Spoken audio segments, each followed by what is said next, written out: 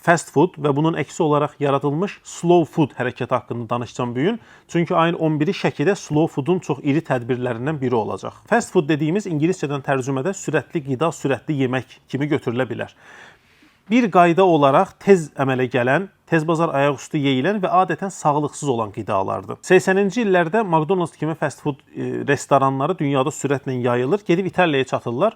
Orada insanlar buna etiraz eləyir ki, bir növ yemək və bir növ mədəniyyət təbliğ olunur, amma bizim yerli mətbəximiz daha zəngindir və fast foodun əksi olaraq slow food hərəkatını yaradırlar 86-da. Slow foodda yavaş yeməkdir. Slow foodun simvolu da qırmızı ilbizdir. Yəni nə qədər yavaşı nəzərdə tutduqlarını o simvoldan göstərirlər. Slow food hərəkatı 90-cı illərdə biraz daha qloballaşır və onların şüarları budur ki, yerli, yəni lokal, sağlam, ənənəvi, təmiz qidalar.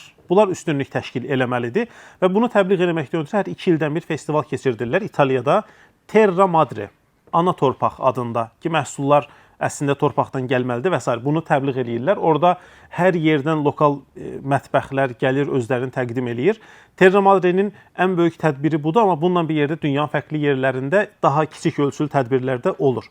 Bayaq dediyim ayın 11-i 11 oktyabr 2025-də Şəkidə Qala divarların içərisində Terra Madre'nin lokal və iri həcmli bir tədbiri olacaq. Azərbaycana əhatə eləyən, orada yenə əsas vurğulanan bizim yerli fermerlərdir, arıçılardır. Bunların özlərinin istehsal elədikləri qidalar, məhsullar həm onlar satılacaq, həm Azərbaycan mətbəxi orada təqdim olunacaq və giriş də sərbəstdir. Hər kəs gəlib orada tədbirdə iştirak eləyə bilər, mətbəxlə tanış ola bilər.